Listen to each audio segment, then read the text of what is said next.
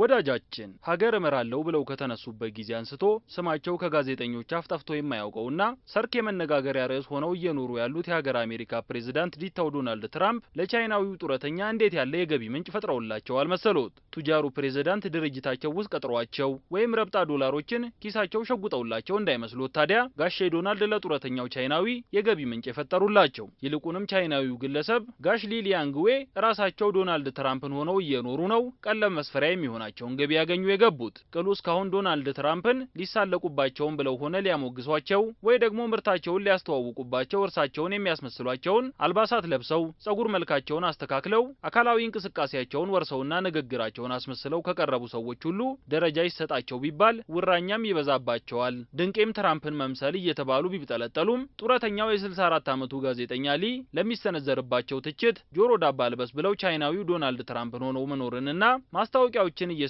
ገቢ ማግኘትን ተያይዘውታል። በሀገረ ቻይና ካሉ ዶናልድ ትራምፕን እንመስላለን ባዮች ሁሉ ወደር እንደማይገኝላቸው የሚነገርላቸው ጋሼ ሊ ሁናን በተባለችው የሀገረ ቻይና ግዛት ውስጥ የአንድ ጋዜጣ ዋና አዘጋጅ ሆነው የኖሩ ሰው ናቸው። በመጦሪያ ዘመናቸው ላይ ያሉ ታዲያ ዲታው ትራምፕ ጥሩ የገቢ ምንጭ ሆኑላቸው እናርፋሉ። ጋሼ ሊ ቻይናዊ ዶናልድ ትራምፕ የመሆን ውጥናቸው እንዴት እንደተጀመረ ሲያወሱም የሆነ ቀን በጣም ተበሳጭቼ ቱግ ብዬ ተነሳውና እጄን እያወራጨው እዚህ ጋር የምናገረው ነገር አለኝ አልኩ። ይህን የተመለከተ አንድ ወዳጄ እስቲ አሁን ያልከውን ድገመው አለኝና ስደግምለት የሆነ ሰው ትመስላለህ አለኝ። እናም ያ ትመስላለህ የተባልኩት ሰው 45ኛው የሀገር አሜሪካ ፕሬዝዳንት ዶናልድ ትራምፕ ሆነው ተገኙ ሲሉ ነው ጋሼ ሊ የሚያወሱት። እናም እንግዲህ ከዚህ በኋላ ነበር ከስራ ዓለም ርቀው ቤታቸው እያንጎራጎሩና የማርሻል አርት ስፖርት እያዘወተሩ ይውሉ የነበሩት ጋሼ ሊ ቻይናዊ ዶናልድ ትራምፕን መስለው እየተወኑ ምርት አገልግሎታቸውን እንዲያስተዋውቁላቸው ትላልቅ ድርጅቶች ይጠሯቸው የገቡት። ይበልጥ የትራምፕን ነገር እያወቁ ሲሄዱ ደግሞ ይበልጥ እሳቸው መስሎ መገኘቱ እየጣማቸው ሄዱና ጋሼ ሊ ዛሬ ላይ ወደር የማይገኝላቸው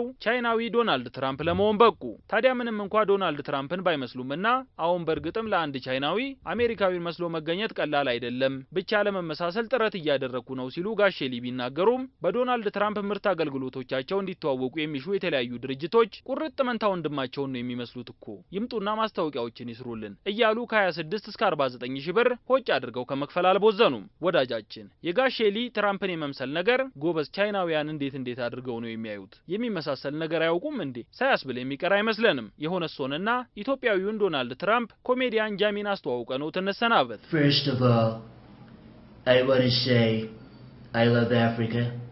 I do.